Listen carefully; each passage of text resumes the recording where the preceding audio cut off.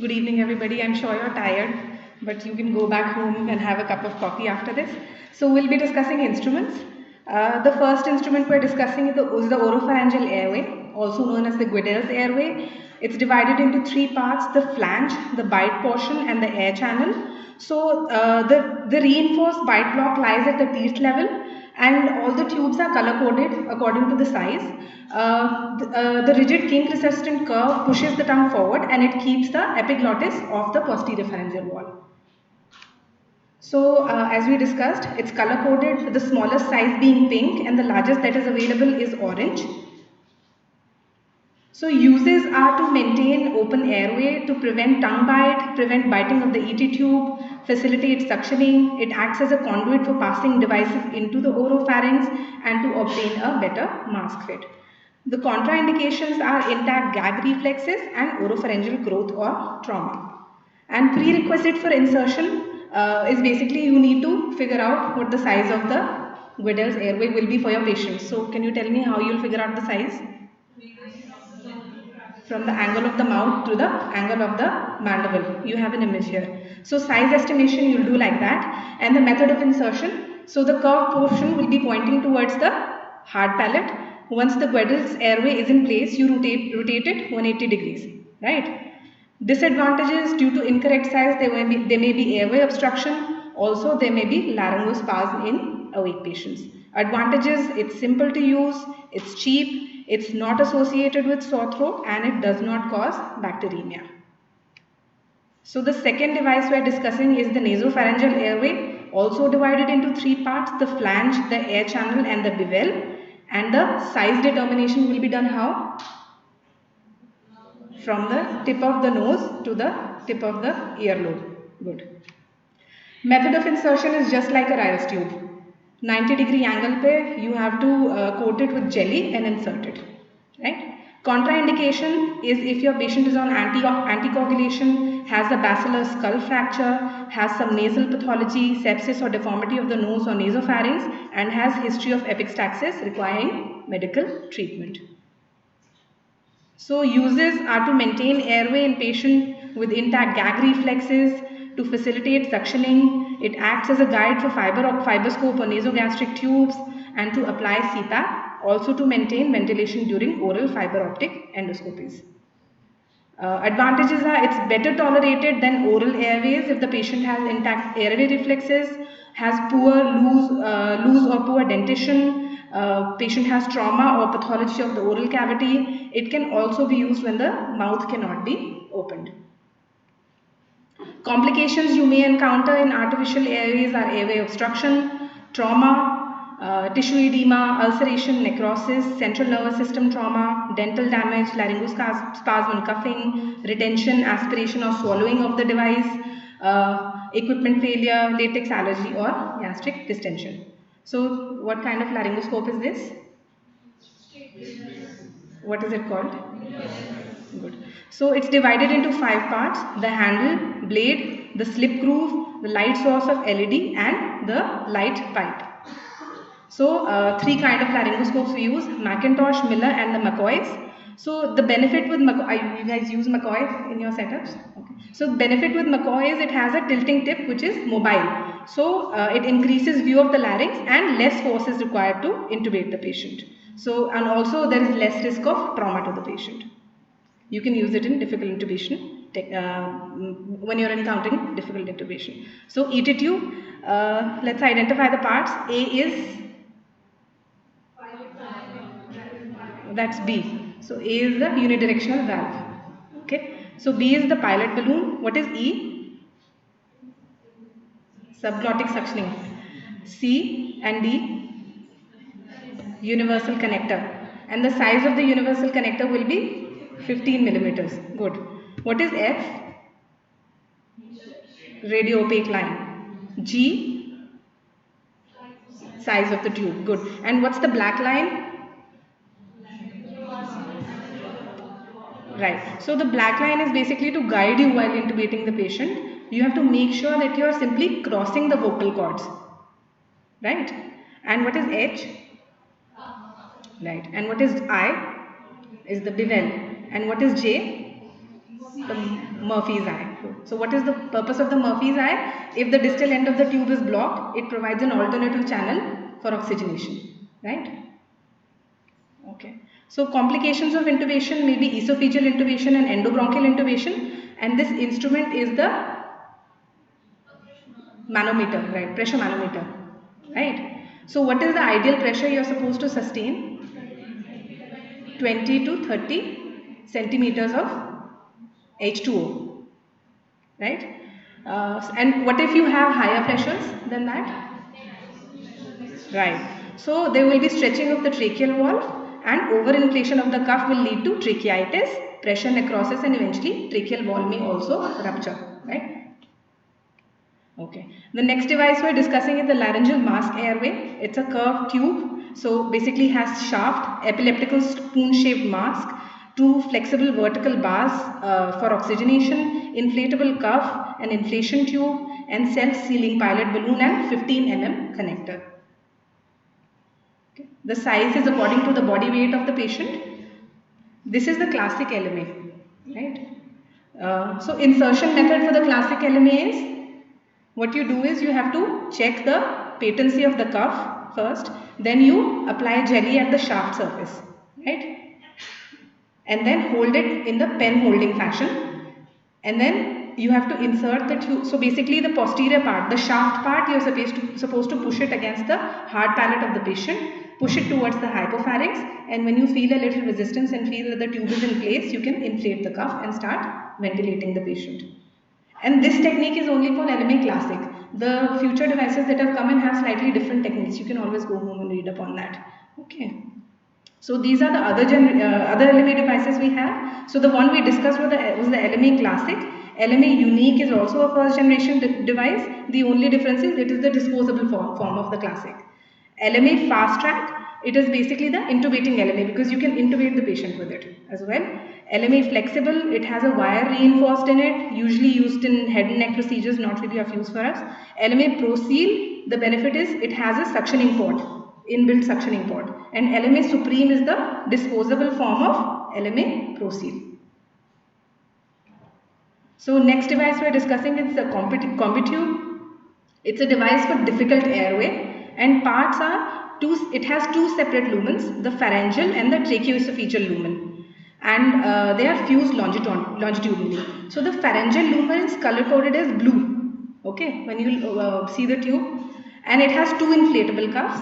So the pharyngeal lumen is occluded distally and has 8 oval shaped perforations, which are the ventilating eyes, and it lies between the cuffs. So the Combitube also has a tracheoesophageal lumen, which is the patent distal end and is the clear tube. The smaller distal cuff serves to seal either the esophagus or the trachea, depending on its placement, and the larger pharyngeal cuff balloon is above the perforations. So the bigger balloon is the pharyngeal cuff and the distal one is the tracheoesophageal cuff, right? And the pilot balloon for the pharyngeal cuff is colored blue. So you can see the blue tube that is at the top is the pharyngeal tube. So sizes are 41 French and 37 French, and it is recommended for patients with a height of greater than 5 feet or 152 centimeters.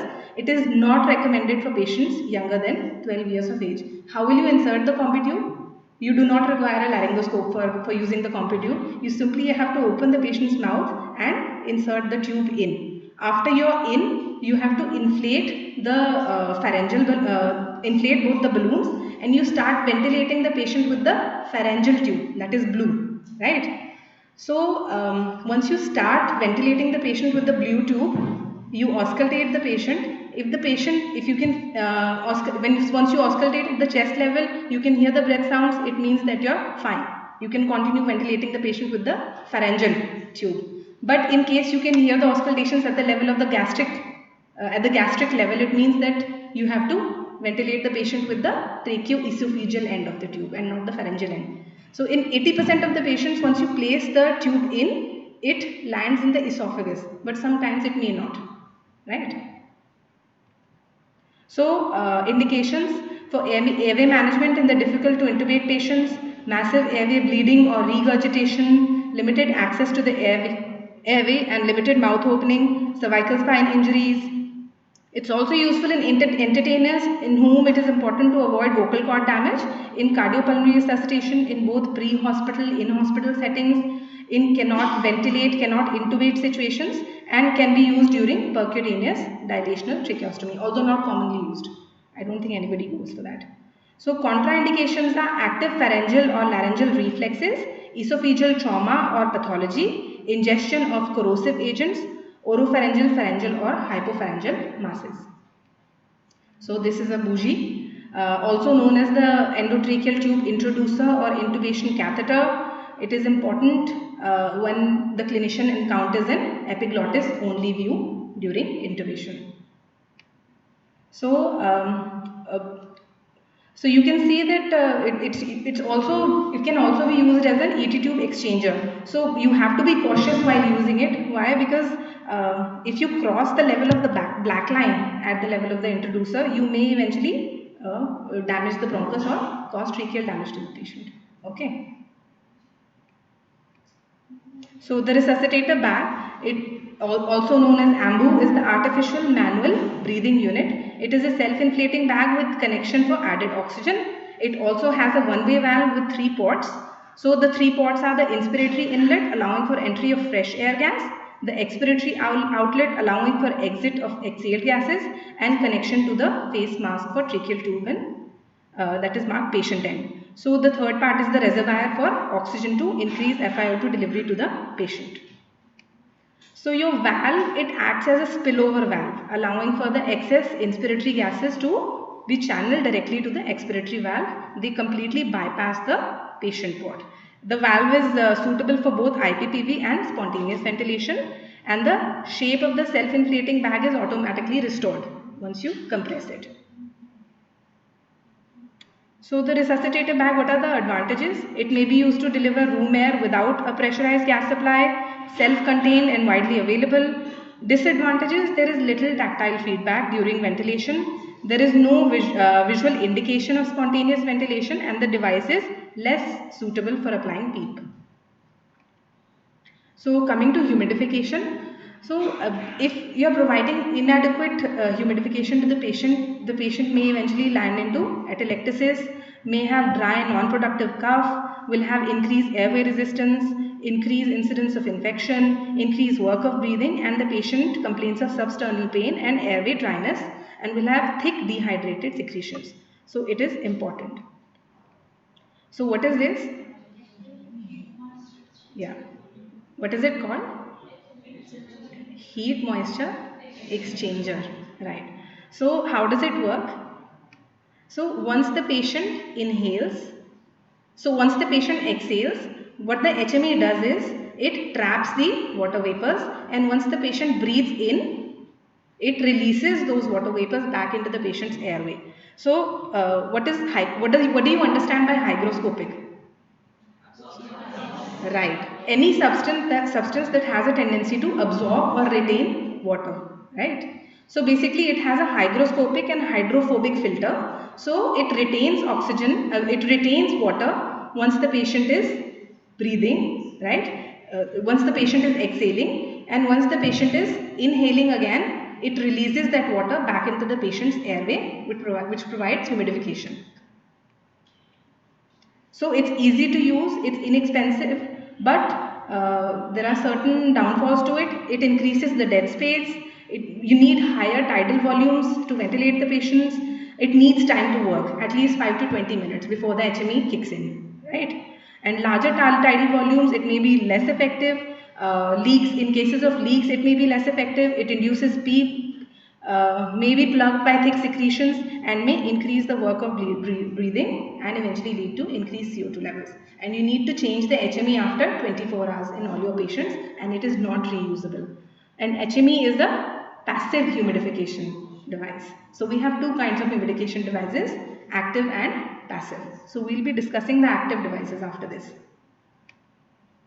So active humidifiers, they basically humidify the cool, dry, inspired gases using an energy dependent process. They are used in patients who are mechanically ventilated or have respiratory problems and are at risk of airway plugging, for example, asthmatic patients. So these are the list of humidifiers we have. Only apart from the heat and moisture exchanger that we discussed, all the other devices are active humidifying devices for your patients. And you can see that the cold water bubble active humidifier gives you the least achievable humidification, whereas the ultrasonic nebulized active humidifiers give you the maximum possible humidification. So do you guys know an example of a cold water bubble active humidifier? The wall mounted oxygen delivery devices you have in the wards and your ICUs are the cold water bubble active humidifiers. Okay. So coming to the surface water bath humidifiers, what is happening at this level is it has a heater which is fit into the device at the base that is heating the water and generating water vapors. So the dry gas comes in, it picks up the water vapors, and eventually the humidified gas is going back to the patient. So you can usually heat the water up to 40 to 45 degrees, and you can also increase the temperature up to 60 degrees, and it will prevent bacterial growth. So advantages would be, in contrast to the aerosolized water droplets and the water vapors, will not carry microbes. So the risk of infection is much less in these devices. Also, the humidifier does not significantly increase resistance to gas flow, and it's usually located at some distance from the patient, so it reduces the risk of liquid water entering the inspiratory limb of the breathing system. Disadvantages: condensation can build up in the inspiratory limb of the breathing system. Thermostat failure could lead to airway scalding, and bacterial and fungal colonization could occur. The second humidifier is the bubble humidifier we discussed earlier.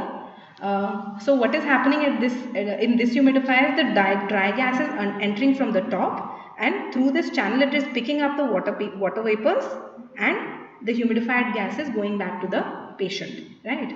So it's compact, it's cheap, and produces higher absolute humidity in comparison to the passive humidifiers. But the disadvantages are it has risk of bacterial growth and colonization in the water bath, and as the water vapors cool, it may condense and build up within the oxygen tubing.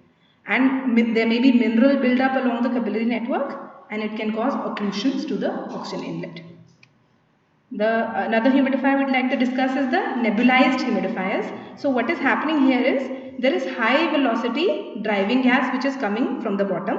It is picking up the water and eventually forming nebulized water vapors, and once the dry gas comes in, it picks up the nebulized water and goes back to the patient. So the humidified gas is going back to the patient from here.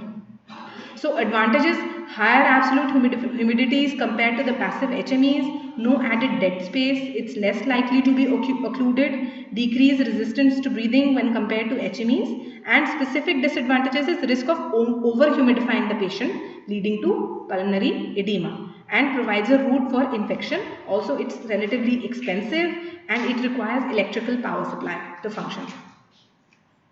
So next we'll be discussing the oxygen therapy devices, classified according to the design into low flow systems, moderate flow systems and high flow systems, and according to the performance of the device, which is based on predictability and consistency of FiO2 provided, it can be divided into fixed and variable devices.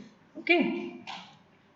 So first we'll be discussing the nasal cannula. So what is a nasal cannula? It is a low flow variable delivery device, right? So it's a low flow variable delivery device, plastic disposable device, contains 1 centimeter prongs at the level of the nose, which is connected to the oxygen tubing. It's inserted into the vestibule of the nose, and the FiO2 provided by the nasal cannula is 24 to 40%, and the flow that is achievable in adults is 0.25 liters to 6 liters per minute. So merits are it's easy to fix, keeps your hands free, not much interference with further airway care, and it's low cost. But demerits: it's unstable, easily dislodged, high flows are uncomfortable to the patient, it may cause nasal trauma, mucosal irritation, and FiO2 can be inaccurate and inconsistent because it's variable, right? So estimation of FiO2 provided, there is a thumb rule for this. So in patients with normal ventilatory pattern, each liter per minute of nasal O2 increase, the FiO2 approximately increases by 4 liters. So using this thumb rule, assuming that you are giving the patient 4 liters per minute of oxygen. So the estimated FiO2 will be 21%, that is your baseline, and then 4 liters you are giving in addition to that, that is 4 multiplied by 4. So what will it be? 21 plus 16. So you are giving the patient almost 37% FiO2. So for per liter there is 4% increase. So next we will be discussing the reservoir masks. The three types we will be discussing are simple face mask, partial rebreathing and non-rebreathing masks.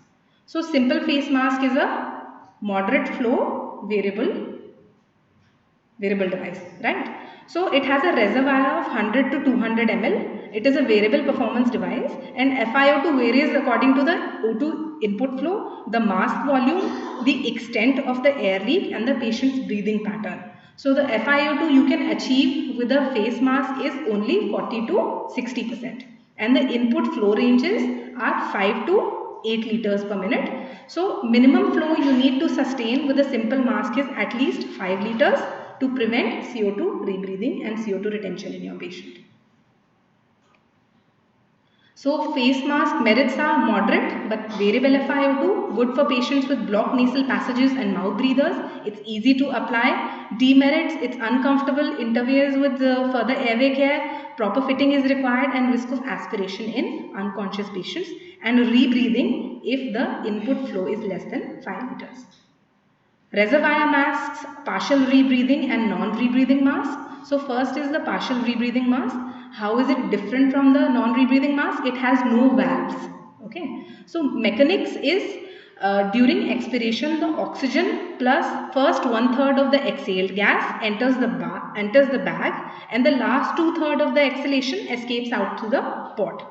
During inspiration the first exhaled gas, which is the 1/3, in addition to the O2 that is inhaled. Okay.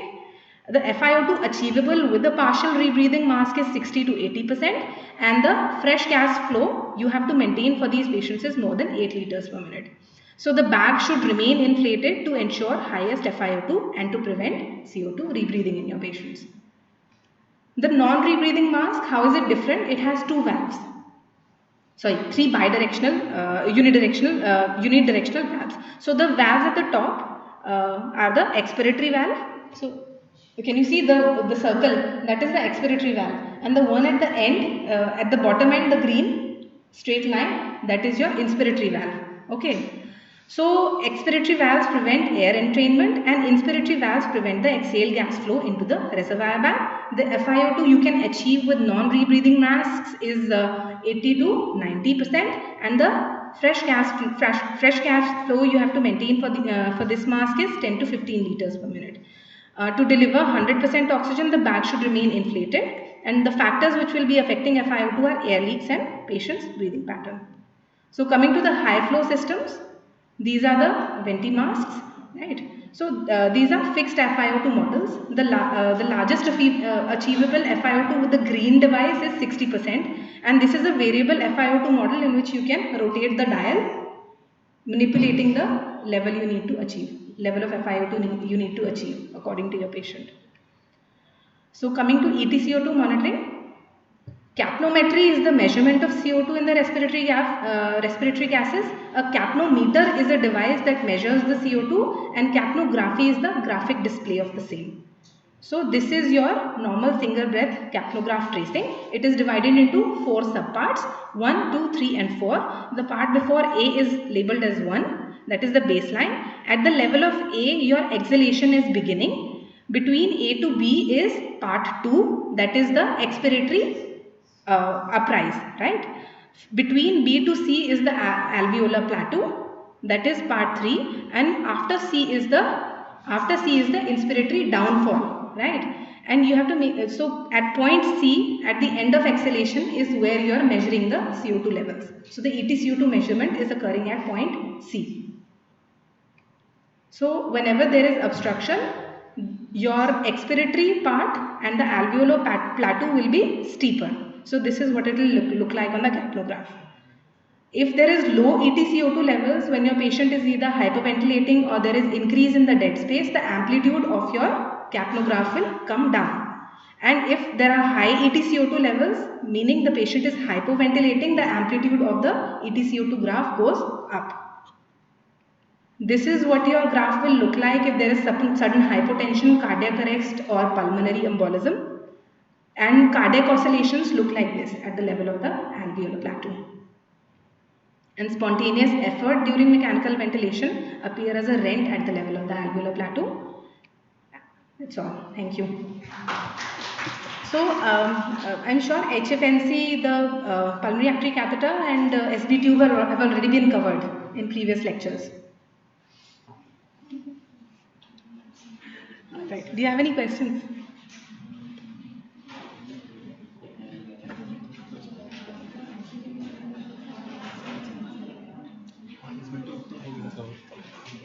Thank you, Dr. Kirti. So goodbye. See you tomorrow, last day.